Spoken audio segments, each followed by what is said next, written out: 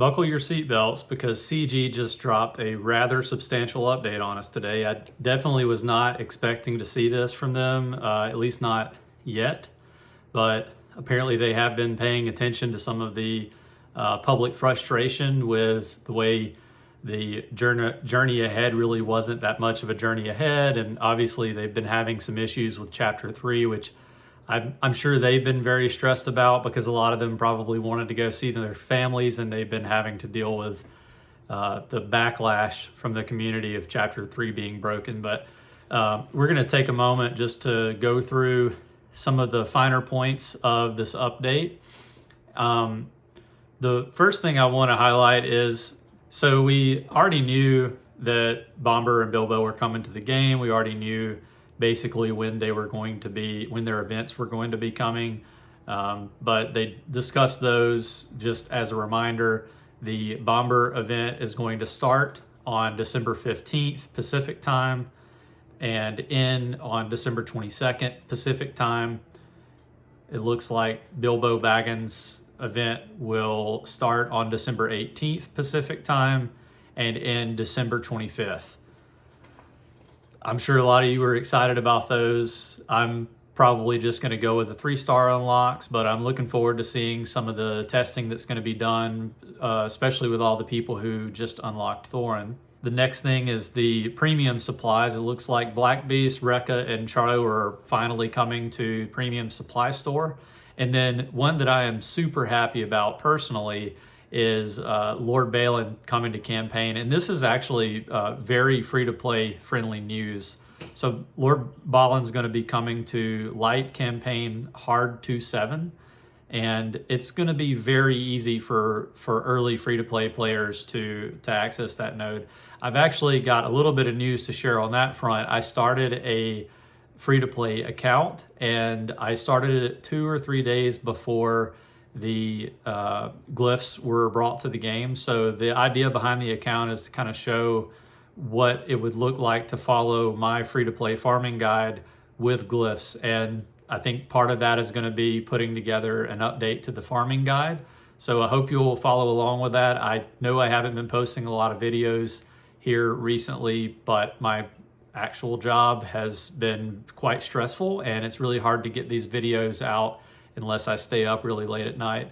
At any rate, I will be posting some of those videos of the early part of my journey. I did record a lot of the, I think levels 1 through 30 is fully recorded. So I'll go through those, break down some of my decisions, and then over time I'll start putting out updates of where that free-to-play account's progress is. But very excited to be able to get my hands on Lord Balin this early.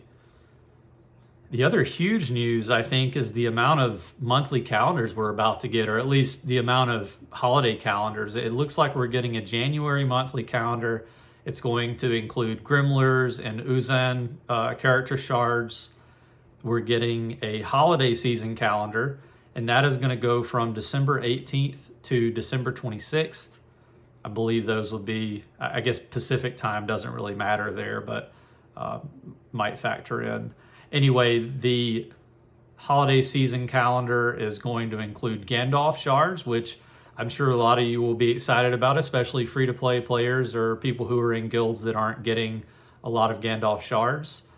I personally am getting relatively close to getting the 5-star unlock, so I'm kind of excited to get some of those extra shards for my unlocked. I might actually be able to get the unlock before the end of the month. Ability materials, I'm curious whether those ability materials will include the green ability materials. I noticed those are also present in the January monthly calendar, but those will probably be the blue, yellow, and purple. And then it looks like there is also a New Year's calendar. So that New Year's calendar is going to include gems, gold, crystals, and ability materials as well. Probably not quite as much in that one, but that event or that calendar is going to go from December 16th to January the 2nd, which that one's interesting. It's a little bit longer. The calendar is a little bit longer than the holiday season calendar, but very nice.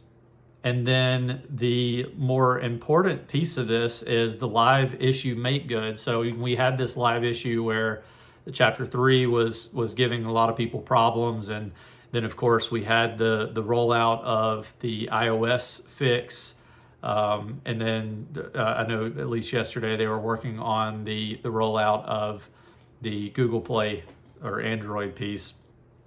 But this is quite a significant make good. It looks, if you look through the items that you're getting, it appears they're giving everyone chest 4 rewards. So 3,000 or 300,000 gold, 50,000 character XP, 300 gold raid currency, 15 Gandalf shards, which again is a very, very nice make good. And then of course your ability materials, crystals, and then 90 enchantment 1 spells and 3 illusion 1 spells. So those 3 illusions 1 spells are actually pretty good as well. 100 gems and 5 Philly shards. So I know this is a sort of common tactic from gacha developers to kind of throw things at the player base to make them feel better about the things that have happened in the past. I think that this is at least a good faith effort to say, hey, we know we screwed up. We've got some things we need to work on, and I'm certain that nobody, even the biggest complainers, are not going to complain about all the materials we've received as part of this. I think it brings us back to square one in my mind. I definitely still feel like the developers owe us a real journey ahead, hopefully in January, and I hope we hear more about multi-squad PvP, maybe a couple of additional game modes.